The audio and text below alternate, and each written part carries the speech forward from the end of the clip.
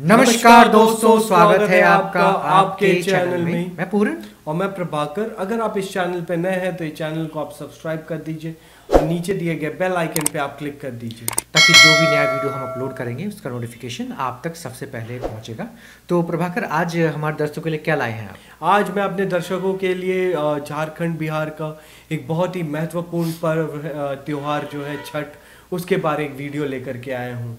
और इस वीडियो में आप ये देखेंगे कि ये कैसे मनाया जाता है, कैसे 4 दिनों का ये त्यौहार है जिसमें घर के सारे लोग मिल के ये त्यौहार मनाते हैं। ये कोई एक इंसान का त्यौहार नहीं है कि एक इंसान अकेले कर लेगा।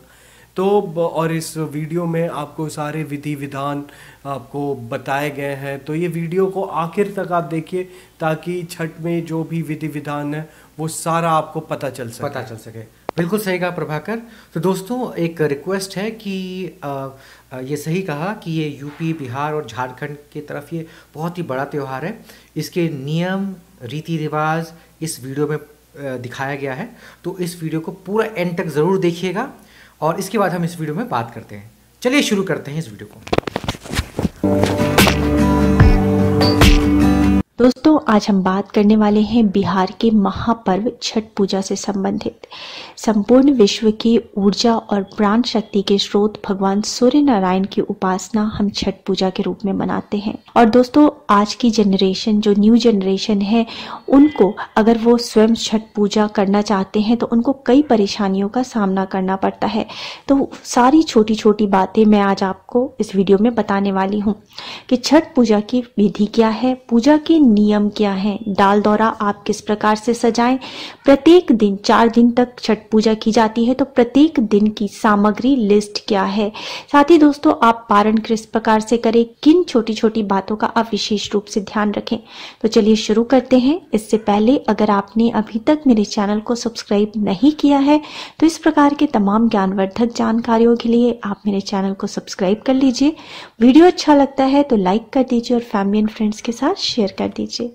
दोस्तों, YouTube पे ये पहला ऐसा वीडियो है जिसमें छठ पूजा से संबंधित पूर्ण जानकारी दी गई है। संपूर्ण नियम को, विधि को और सामग्री लिस्ट को सब कुछ बताया गया है। तो अगर आप छठ पूजा करने की सोच रहे हैं या पहली बार कर रहे हैं तो आप इस वीडियो को ध्यान पूर्वक लास्ट तक जरूर देखिए। दोस्तों, सुख, समृद्धि, श्रेष्ठ संतान तथा मनोकामना की पूर्ति का छठ पर्व भगवान सूर्य की आराधना का पर्व है।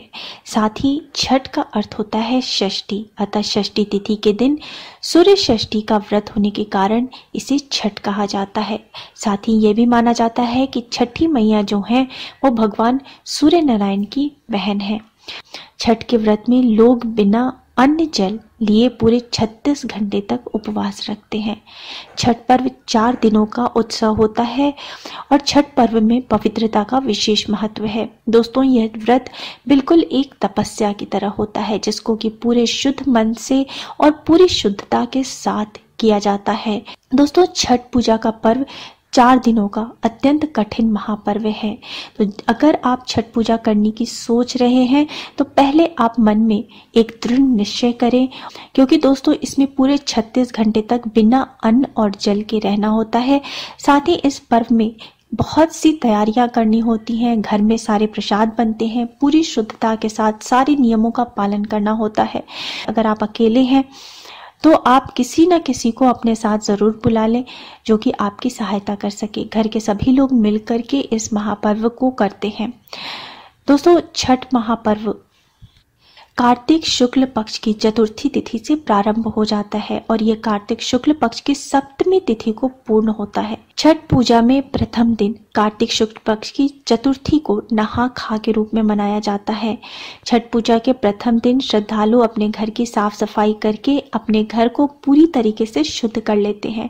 और दोस्तों, अगर आप छठ पूजा कर रहे हैं तो मेरी आपको सलाह है कि एक कमरा आप बिल्कुल शुद्ध कर लें, खाली कर लें, जिसमें कि आप छठ पूजा से संबंधित ही सामान रखें, उसी कमरे में पूजा करें, उसी कमरे में दाल डौला रखें, उसी कमरे में पूजा के सारे प्रसाद बनाएं और उस कमरे में बच्चों को या किसी को भी जानने की अनुमति ना हो। जो पूजा से संबंधित लोग हैं बस वही उस कमरे में जाएं। इसमें छठी माता को जल और फूल अर्पित करते हुए आमंत्रण देते हैं। नहा खा वाले दिन सुबह सवेरे जल्दी उठ करके साफ स्वच्छ वस्त्र धारण करते हैं। दोस्तों उस दिन सर धो के भी आप नहा लें। उसके बाद जो है आपको सूर्य को जल देना होता है। सबसे पहले तो एक लोटा में आप जो है थोड़ी सी गंगा जल, लाल पुष्प और थोड़ी सी रोड़ी मिला करके आप सूर्य नारायण को जल दें और उस समय ही उनसे प्रार्थना करनी होती है कि हे सूर्य नारायण, मैं छठ महापर्व का व्रत प्रारंभ करने जा रही हूँ, आप मेरी इसमें जो है सहायता करें, मुझे आशीर्वाद दें कि मेरा पर्व जो है, व्रत जो है वो सफल हो और आप मुझे इतनी शक्ति दें कि मेरा व्रत सफल हो और अगर कोई गलती हो तो मुझे क्षमा करें। ऐसी आपको प्रार्थना करते हुए भगवान सूर्य नारायण को अर्घ्य दें और ये आपने संकल्प ले लिया व्रत करने का। उसके साथ ही छठी मैया को याद करें, उन्हें अपने घर में आमंत्रित करें और उनसे प्रार्थना करें कि वो आपका छठ का व्रत सफल हो, ऐसी आप पे कृपा करें। कर्म और वचन से बिल्कुल शुद्ध हो जाना होता है, किसी की बुराई नहीं करनी, क्रोध नहीं करना, किसी को अपशब्द नहीं बोलना है, क्योंकि उस समय कहा जाता है जो व्रती होते हैं वो बिल्कुल छठी मैया का रूप बन जाते हैं। तो आपको किसी को भी अपशब्द नहीं बोलना है, किसी प्रकार से गुस्सा नहीं करना है और बिल्कुल शुद्धता का पालन करना है, शुद्ध रहना है। इस प्रकार से अर्घ देने के बाद और छठी मैया को आमंत्रित करने के बाद आपका व्रत शुरू हो गया। और दोस्तों नहा खा के दिन जो भी खाना बनता है वो पूरा का पूरा खाना शुद्ध घी में बनता है और सेंधा नमक में बनता है। उस दिन की सारी सामग्री आप किचन से यूज नहीं करेंगे, वो सब कुछ नया मंगवाएंगे, जैसे हल्दी पाउडर, चावल, सेंधा नमक, चने की दाल, शुद्ध घी, बेसन, कद्दू, ये सारी चीजें मंगा लें और बिल्कुल शुद्धता से अलग से इनको पकाएं। चावल बनता है, लौकी की सब्जी बनती है और चने की दाल बनती है। कई जगह पे पचका यानी कि पकौड़े भी बनाए जाते हैं, लौकी के पकौड़े, आलू के पकौड़े, ये सब भी बनाया जाता है। सारा खाना शुद्ध घी में और बड़ी ही शुद्धता के साथ बनता है। घर में जो लोग व्रत नहीं कर रहे हैं वो भी लहसुन प्याज उस दिन से नहीं खाते हैं, बंद हो जाता है। सारा खाना जो छठ का है वो आप एक अलग गैस पे, अलग बर्तन में, अलग कमरे में बनाएं। जहां सारा खाना बनता है वहां पे ना बनाएं। छठ के लिए जो भी खाना बनना है उसका आप अलग से सारा सामान मंगवाएं। और छठ के लिए जो खाना बनता है नहा खा के दिन, जैसे कि चावल, चने की दाल और लौकी की सब्जी, ये प्रसाद होता है। इसको बनाने के बाद शुद्धता से एक थाली में निकाल लें और छठी मैया को जो है के लिए जब आप खाने बैठते हैं, जो व्रती खाने बैठते हैं, वो पहले एक प्लेट में सारे खाने में से थोड़ा थोड़ा निकाल के वो छठी मैया को जो है अर्पित करते हुए उसके बाद खुद खाना खाएं। जो आपने निकाला है प्रसाद रूप में घर के सभी लोगों में बांट दें, वो माता का प्रसाद हो जाता है। इस प्रकार से पहले दिन की पूजा पूर्ण होती है। और दोस्तों छठ पूजा में हमेशा नए वस्त्रों का उपयोग किया जाता है। जब भी आप व्रत की विधि कर रहे हैं उस समय आप नए वस्त्र धारण करें। कपड़े आप पहले से तैयार करा ले। इसमें अगर स्त्रियां कर रही हैं तो साड़ी, साया, ब्लाउज और साथ ही आपको चूड़ी भी बदल लेनी होती है। चूड़ी अगर लहठी की मिले तो सर्वोत्तम है, अगर ना मिले तो शीशे की चूड़ी ही आप ले लें। आपको सफेद या काले रंग का कपड़ा नहीं पहनना है। कोई भी चीज आपको सफेद या काला उपयोग में नहीं लाना है। आपको लाल, हरा, पीला इस तरह का आप ब्राइट कलर के कपड़े पहने। अगर पुरुष व्रत को कर रहे हैं तो वो धोती, गंजी, कुर्ता, गमछा ले लें और वो भी सफेद वस्त्र ना पहने। अगर धोती सफेद है उसको पीले रंग में रंग ले। कोई भी वस्त्र जो है वो सफेद या काला नहीं होना चाहिए, इस बात का ध्यान रखें। दोस्तों नहा खा से ही जो व्रती हैं उनका कुछ भी खाना पकेगा तो वो किचन में नहीं पकेगा, वो शुद्धता से अलग चूल्हे पर पकेगा। खरना जो नहा खा का दिन होता है उस दिन व्रती जो हैं चाय पी सकते हैं, तो चाय भी अगर आपको पीनी है तो आप किचन में नहीं बनाएंगे, अलग चूल्हे पे शुद्धता से जिस पे आपने प्रसाद बनाया है वहीं बनाएंगे। और उसका भी सारी सामग्री आप नई मंगवाएंगे, जो किचन में है उसको आपको इस्तेमाल में नहीं लाना है। दोस्तों नहा खा के बाद अब व्रत का दूसरा दिन आता है जिसको कि खरना के रूप में मनाया जाता है। दोस्तों नहा खा के दूसरे दिन कार्तिक शुक्ल पक्ष की पंचमी को खरना किया जाता है। इसमें शाम को सूर्यास्त से पूर्व भगवान सूर्यदेव को जल में, एक लोटे में जल ले लें, उसमें पुष्प और थोड़ा सा रोड़ी डाल करके भगवान सूर्य नारायण को अर्घ दें। खरना पूजन के साथ ही घर में देवी षष्ठी का आगमन माना जाता है। खरना वाले दिन दोस्तों सुबह से निर्जला व्रत रखा जाता है और शाम को स्नान करें। स्नान करके सूर्य नारायण को अर्घ दें। उसके बाद आप विधि पूर्वक प्रसाद बनाएं, जैसे गुड़ का खीर, रोटी, ये प्रसाद के रूप में बनाया जाता है। उसके बाद छठी मैया को यह प्रसाद अर्पित करते हैं, उनकी पूजा करते हैं और उसके बाद जो व्रती होते हैं इसको ग्रहण करते हैं। उस समय आप प्रसाद ग्रहण कर सकते हैं, पानी पी सकते हैं।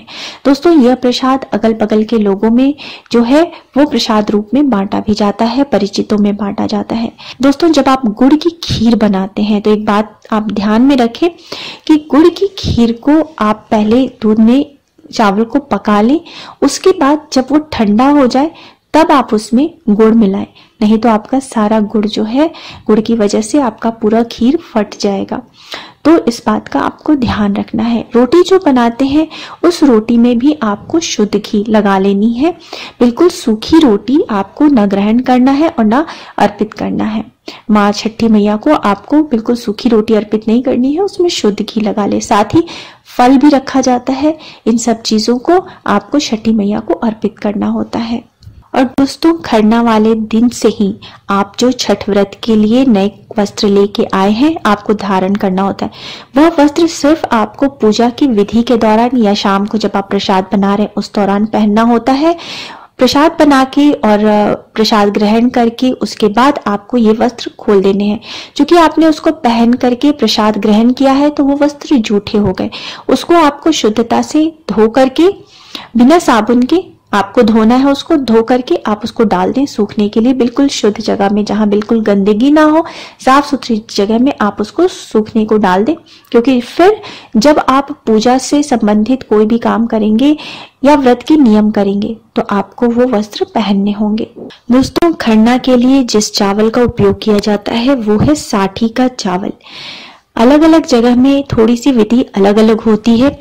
भोजपुर से मैं हूं तो वहां पे साठी का चावल उपयोग में लाया जाता है। अगर आपको कहीं, आप विदेश में रहते हैं, कहीं बाहर रहते हैं, अगर आपको साठी का चावल नहीं मिलता है तो आप नॉर्मल कोई भी चावल उपयोग में ला सकते हैं। साथ ही गुड़, दूध और मिट्टी का बर्तन जिसमें आप खाना पकाते हैं।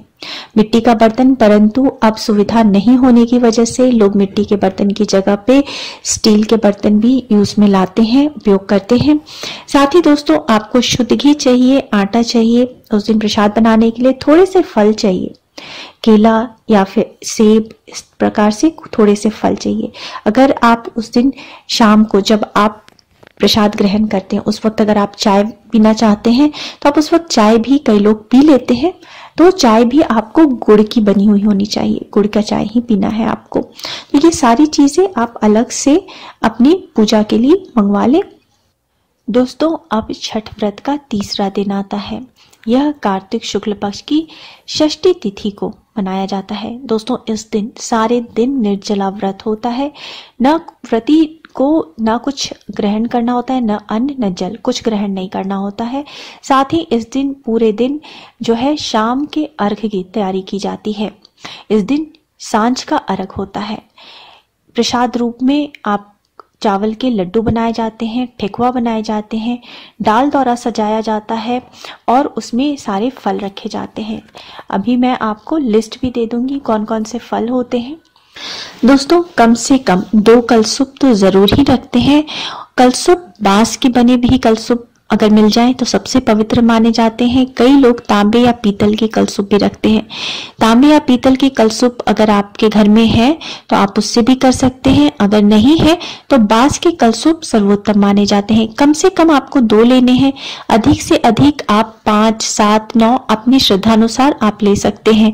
इन दोनों कलसुपों को आपको टोकरी में रख लें, किसी पीले कपड़े से आप उसको बांध लें और उसके बाद सर पे रख करके इस कलसुप को घाट तक ले जाया जाता है। दोस्तों सर्वप्रथम सारे प्रसाद तैयार कर लें। सारे फल मंगा लें और ठेकुआ और चावल के लड्डू बना लें। साथ ही सारे जितने भी फल हैं उनको धो लें, अच्छे से शुद्धता से धो लें। आप जो कलसुप है उनको भी धो लें, सब साफ करके सारी सामग्री इकट्ठा कर लें। उसके बाद जो है कलसुप तैयार किया जाता है। मैं अभी आपको संपूर्ण सामग्री लिस्ट दे दूंगी कि क्या क्या चीज आपको कलसुप के लिए रखनी है। दोस्तों उसके बाद ऐपन में आपको हाथों को डुबाना है और एक पंजे का निशान आपको दोनों जो भी आपने कलसुप लिया है उस पे आपको बनाना है 2 जगह। उसके बाद उसमें आपको सारे फल, धोए हुए फल सजा देने हैं। उसके बाद नारियल, बड़े बड़े जो फल होते हैं जैसे नारियल है बड़ा वाला नींबू है, उस पे भी आपको पंजों का निशान दे देना है। सारे फलों में आपको थोड़ा थोड़ा सा सिंदूर भी लगा देना है। जो ठेकुआ रखा है वो उस पे भी सिंदूर लगा देना है। कम से कम आपको एक कलसुप में 5 ठेकुआ जरूर रखना चाहिए। इस प्रकार से सभी सामग्री जब आप कलसुप में सजा लेते हैं तो कलसुप तैयार हो गई। अब इस कलसुप को लेके जाते हैं टोकरी में। एक छोटी टोकरी या फिर आपके पास ज्यादा कलसुप है तो बड़ी टोकरी आप ले लें। टोकरी को भी अच्छे से धो ले, उस पे भी ऐपन से हाथ के पंजे बना ले, उसको भी सिंदूर से टीक दे। अब उसके बाद जो है उसमें आप कलसुप ध्यानपूर्वक रख दे, क्योंकि ये जो है टोकरी इसको सर पे लेके जाते हैं और इसको पीले रंग के कपड़े से आप इसको बांध दें।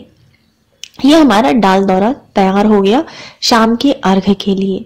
शाम के अर्घ देने से पहले जो है व्रती जो है शुद्ध हो जाए, स्नान आदि कर लें। उसके बाद जो कपड़े आपने व्रत के लिए लिए थे, खरना के दिन धो के डाले थे, उन वस्त्रों को आपको धारण कर लेना होता है। साथ ही आपको एक ऐपन ले लेना होता है। साथ ही दोस्तों पूजा के लिए एक लोटा ले ले, जिसमें थोड़ा सा गंगा जल भी ले लें। उसके बाद अगरबत्ती, दिया, हर कलसुप पे रखने के लिए एक दिया भी होना चाहिए, शुद्ध घी का दिया ले लें।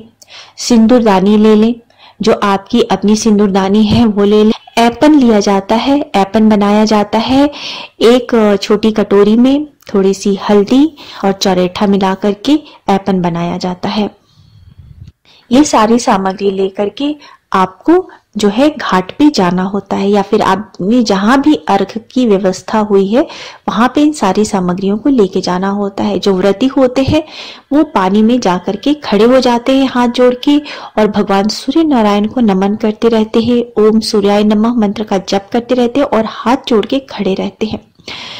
इसके पहले आप डुबकी लगा ले, 3 बार 5 बार डुबकी लगा करके स्नान कर ले और उसके बाद हाथ जोड़ के खड़े हो जाए। कई लोग हाथ में नारियल और अगरबत्ती लेकर के खड़े रहते हैं, कई लोग सिर्फ हाथ जोड़ के खड़े रहते हैं।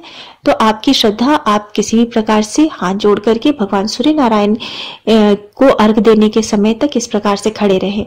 जब सूर्यास्त का समय होता है उस समय आपको भगवान को अर्घ देना है। जो सूर्य अस्त हो रहा है उसको अर्घ देना है। उसके बाद आप कलसुप हाथ में लेते हैं और उसके बाद 3 बार 5 बार इस प्रकार से आपको परिक्रमा करनी होती है और अर्घ देना होता है। शाम के समय का अर्घ जो है वो जल से दिया जाता है, जल में थोड़ा सा गंगा जल मिला लें। और जैसे कि मैंने बताया दोस्तों, हर कलसुप पे एक दिया और अगरबत्ती जरूर होनी चाहिए। इस प्रकार से आप भगवान का नाम लेते हुए, मंत्रों का जप करते हुए, ओम सूर्याय नमः करते हुए, उनसे प्रार्थना करते हुए, अपनी गलतियों के लिए क्षमा मांगते हुए भगवान को अर्घ दें। अर्घ देने से पहले दोस्तों अपने हाथ में जो है आपको अपना आंचल रखना होता है। आंचल में ऐपन लगाते हैं, उसमें थोड़ा सा सिंदूर लगाते हैं। आपको भी सिंदूर लगा देते हैं। हमारे बिहार में नाक से लेकर के ऊपर तक सिंदूर लगाया जाता है। इस प्रकार से सिंदूर लगा देते हैं। उसके बाद आपके हाथ में जो आंचल रखा है उसमें ऐपन लगा दे, उसके ऊपर कलसुप रखते हैं और उसके बाद इस प्रकार से परिक्रमा करते हुए भगवान सूर्य नारायण को अर्घ देते हैं। जितनी कलसुप है उतने कलसुप आपको एक एक करके हाथ में लेने हैं और इसी प्रकार से आपको अर्घ देना है। और उसके बाद जब सारे कलसुप से आप अर्घ दे दें तो भगवान को प्रणाम करते हुए, क्षमा मांगते हुए आपको पानी से बाहर आ जाना है और सारी सामग्री समेट के आपको फिर घर आ जाना है। दोस्तों उसके बाद शाम को क्या करते हैं कि जितने फल और ठेकुआ आप लेके आए हैं कलसुप पे उन सबको बदल देते हैं, दूसरे नए फल और नए ठेकुआ रख देते हैं। उनको भी इसी प्रकार से ऐपन और सिंदूर लगा देते हैं और उसके बाद फिर टोकरी बांध के तैयार कर देते हैं। और सुबह सुबह बिल्कुल 4 बजे 3 बजे घर के सभी लोग उठ जाते हैं, स्नान आदि कर करके तैयार हो जाते हैं और उसके बाद फिर कलशुप लेकर के घाट पे जाते हैं और घाट पे फिर हम उगते हुए सूर्य को अर्घ देते हैं। बिल्कुल इसी प्रकार से जैसे हमने शाम को भगवान सूर्य नारायण को अर्घ दिया था, बिल्कुल उसी प्रकार से सुबह में भी अर्घ देते हैं। सुबह के अर्घ के लिए जब तक सूर्योदय नहीं होता है, जो व्रती होते हैं वो पानी में ही खड़े होते हैं। पानी में जब आप जाते हैं तो डुबकी लगा ले, 3 बार 5 बार डुबकी लगा ले। उसके बाद हाथ में नारियल या अगरबत्ती लेकर के आप खड़े हो जाए, भगवान हाथ जोड़ करके, और भगवान सूर्य नारायण के मंत्रों का जप करते रहें।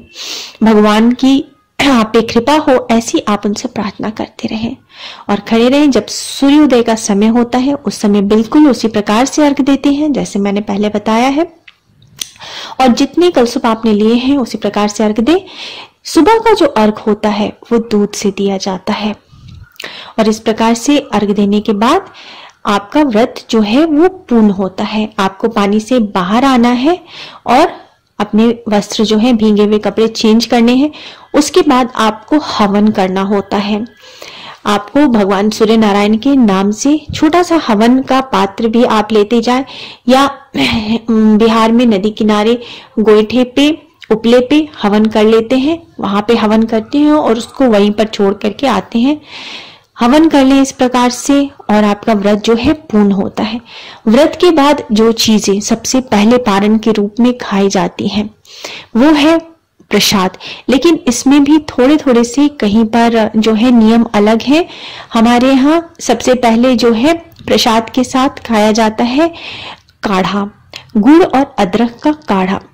पाचन तंत्र जो है उसको व्यवस्थित करने के लिए काढ़ा जो है वो सर्वोत्तम माना जाता है। उसको लेने से किसी भी प्रकार का अनपच या एसिडिटी नहीं होती है। अदरक गुड़ घी को खूब जो है गरम करके खूब बॉईल करके और उसके बाद उसको छान के चाय की तरह उसको लिया जाता है और ये जो है पारण वो घाट पर ही कर लेते हैं। उसके बाद लोग जो है कम से कम 5 जगह 7 जगह से प्रसाद भिक्षा मांगते हैं और जो लोग वहां से आपसे प्रसाद भिक्षा मांगने आ रहे हैं उनको भी आप प्रसाद देते हैं श्रद्धापूर्वक और भगवान सूर्य नारायण को प्रणाम करते हुए घर वापस आते हैं। इस प्रकार से हमारा छठ का महाव्रत संपूर्ण होता है। उम्मीद है दोस्तों आपको मेरा आज का वीडियो पसंद आया होगा और आपको इस वीडियो से छठ पूजा करने में सहायता मिलेगी। अगर आपके परिवार में या जान पहचान में आस पड़ोस में कोई भी छठ पूजा कर रहे हैं तो आप उनसे मेरा वीडियो जरूर शेयर कीजिए। वीडियो अच्छा लगा है तो लाइक कर दीजिए, फैमिली एंड फ्रेंड्स के साथ शेयर कर दीजिए और मेरे चैनल को सब्सक्राइब करना मत भूलिए। मिलते हैं नेक्स्ट वीडियो में। So thanks for now, bye bye. बहुत ही सही वीडियो था यार, बहुत ही अच्छे तरीके से ये इस पावन पर्व जो छठ का है उसके बारे में कितनी खूबसूरती से ये वीडियो दिखाया गया है। बहुत ही अच्छे तरीके से इसके वर्णन किया गया है, किन किन चीज़ों की ज़रूरत है, कैसे मनाया जाता है, हर एक इंसान का रोल इसमें बताया गया है कि वो क्या करे क्या ना करे। तो इन चीज़ों को मैं यही दोस्तों से कहूँगा कि अगर आप छठ पर्व करना चाहते हैं तो इसे आप फॉलो ज़रूर कीजिए और साथ ही साथ जो भी आपके दोस्त बंधु हैं उन तक भी ये वीडियो आप पहुंचाइए ताकि उनको भी ये पावन पर्व के जो तिथि विधि है विधि विधान वो सारा उनको भी पता चले। बिल्कुल सही कहा प्रभाकर। तो दोस्तों उम्मीद करता हूँ कि ये वीडियो, ये पावन पर्व छठ पे जो वीडियो हमने आपके साथ लाइक और कमेंट कीजिए अगर आपको भी ये वीडियो अच्छा लगा तो ऐसे ही हम ज्ञानवर्धक वीडियो लाते रहेंगे आगे भी। तब तक मिलते हैं नेक्स्ट वीडियो में, तब तक जय हिंद जय भारत।